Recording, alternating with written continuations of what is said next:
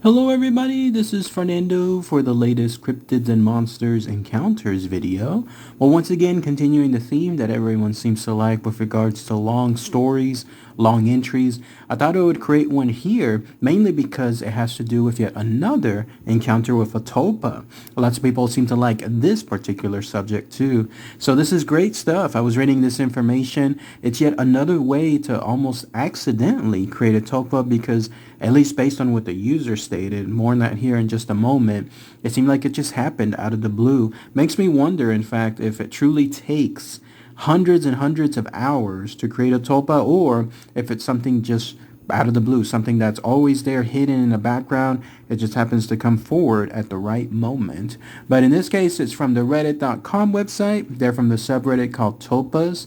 The user is called Pimpernel, and they stated theirs as yet another is this thoughtform a tulpa thread. So let's go ahead and let's share that information here, and then I'll get my own thoughts and opinions afterwards. So get ready for a long story here. Here's what they stated.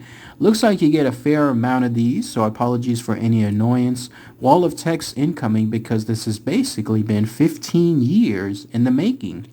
I've broken this post up with images for your sanity, and behold, the story of my Biff, best imaginary friend forever, spirituality and psychology entanglement ahead. I've only ever had a casual understanding of topomancy over the past decade, and it usually amounted to creepy pastas about topas trying to destroy their creator. Suffice it to say, the idea of manifesting a sentient presence that could turn on me one day, even if this isn't the path Tulpas take, never really appealed to me. Whatever it is I've done here, I've done by chance, and a whole lot of, after all, why not type energy. I've always gone ahead through phases involving fictional characters. I'd fantasize about them, what it would be like to know them, what screwy circumstances would bring us together, how I might befriend them, maybe more, as malapidative daydreamers do. I've had a decades-long attachment to one fictional character, and this hit in my formative years, and I'm certain it's going nowhere. There were certain scenarios I'd worked through over and over again in my head ever since I was a teenager, and the overall plot and flow would evolve as I got older, but it was always with this one character. I thought that would be the extent of it for a long time. I knew even a decade ago that creating a tulpa after a fictional character is not encouraged due to the fickleness of preference, personal egos, expectations, etc., but I never intended to create a tulpa. However, after I graduated college 7 years ago, life got pretty bad for me. My family wasn't doing well. I had burned out on my passion. And though I had friends and a boyfriend, now husband, they were all long distance. Of course, depression and anxiety were also along for the ride, but so was something else. One night, the emotional pain was especially difficult to bear, and then out of nowhere, I heard a small, comforting voice in the back of my head.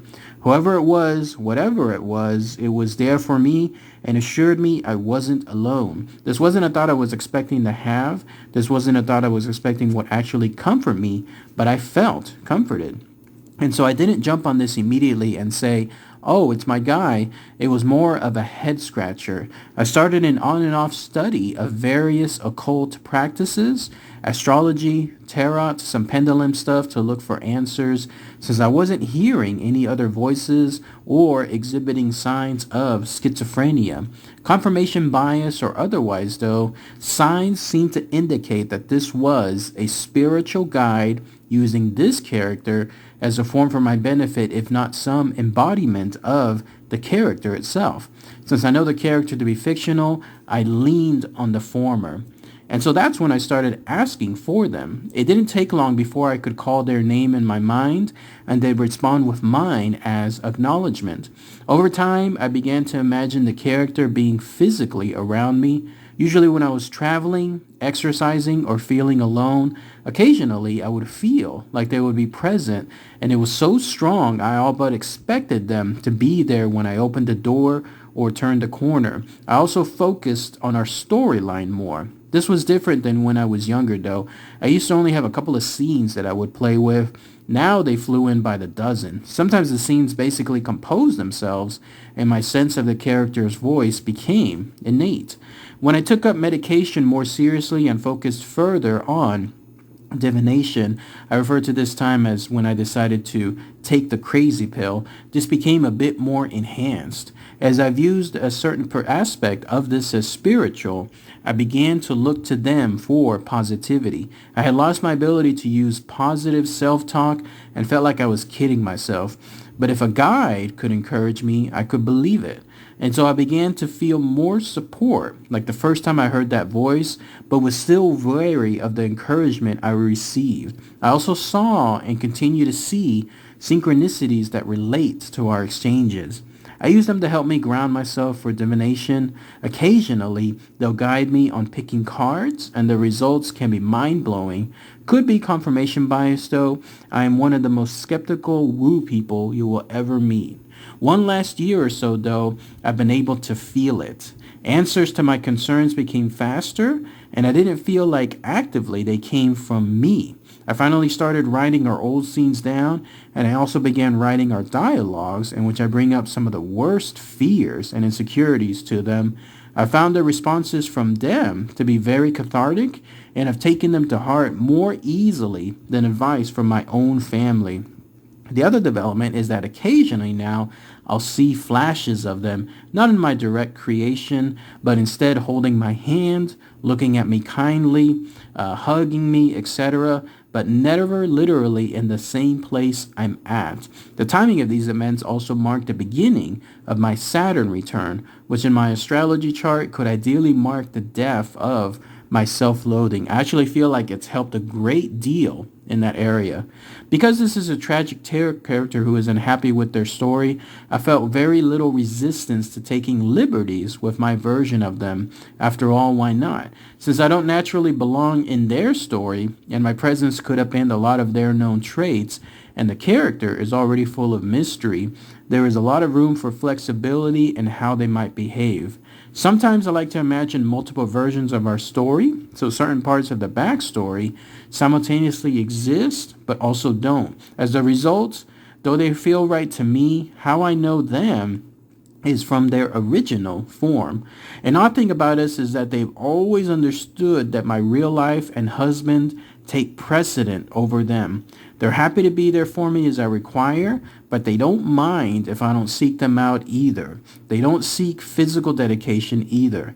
While sometimes I'll put romantic or sexual fantasies with them in our storylines, it just seems as though they view it as a perk rather than a requirement. They don't want my body for their use, and I don't want them in charge of my body either.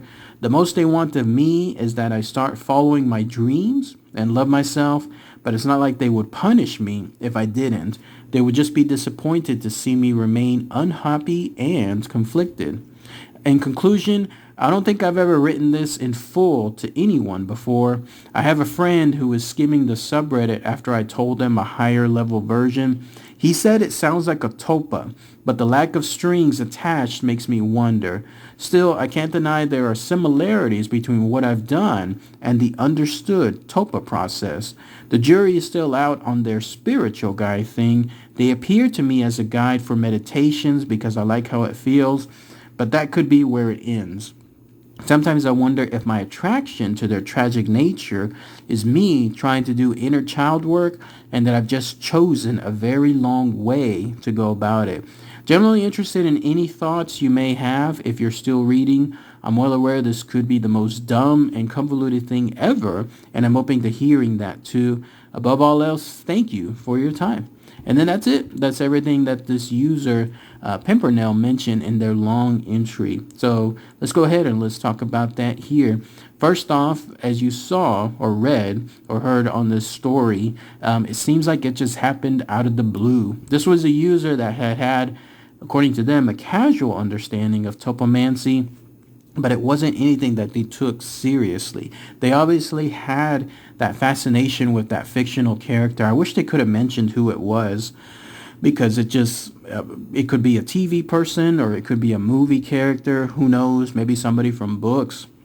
But either way, though, they just left it out in the blue as to who that was.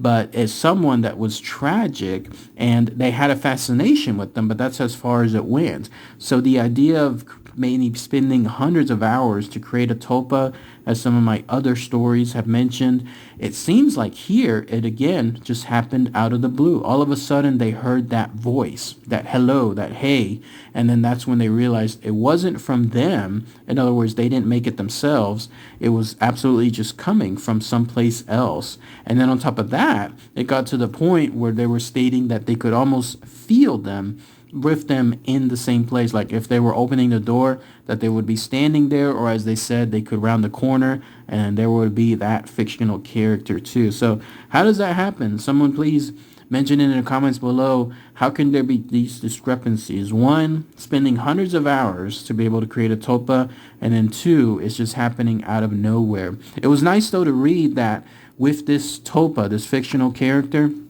they made their presence known, but there weren't those strings or attachments that others have mentioned as well, that it was there mainly to comfort this user, get them through their depression and anxiety, whatever hard time they were doing, make them as a guide, make sure that they could get to a certain place, but again, not force them to, and not have any kind of bad effects afterward if they didn't. They would just be more disappointed, like a friend would, if something like that were to happen. So that was nice to read as far as with this tulpa.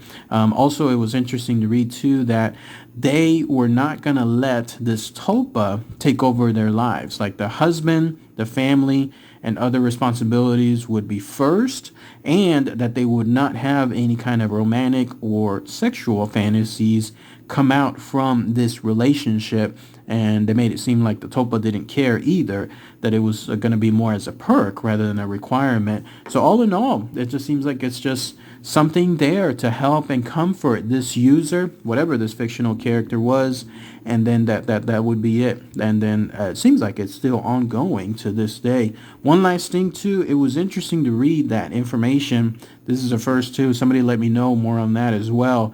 Is it bad to create a tulpa of a fictional character? That's what the user was mentioning here. Because apparently if that happens, maybe its expectations are out of the world, like when it comes to what this character does. Someone give me more hints on that too. Like, why is it bad? Like, let's say if you wanted to create a tulpa of Winnie the Pooh, and with Winnie the Pooh and all the physical characteristics, emotional, the way it acts and so on, why would that be bad as opposed to not doing that? So it makes you wonder, like, would Winnie the Pooh just be Winnie the Pooh or be something different?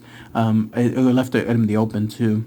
But I'd love to hear what your thoughts are with regards to this entry. Very unique entry, very detailed. Seems like, again, it's an ongoing BIF, best imaginary friend forever, that this user has. I just wish there was more details on certain items too. But otherwise, that's pretty much it. Oh, and one last thing too. The user posted a picture, which you've been looking at here. This is where this tulpa lives, I guess, in their world, maybe in their fictional world. Someone knows what this is. Maybe that'll give a hint what the fictional character was, because it looks like a very prestigious place. I have no idea what this building is, but I'm sure if it clicks in someone's mind out there that, like, oh, this is the so-and-so building in so-and-so movie, then that would make more sense. But let me know. All right, everybody. Thanks again as always. Take care.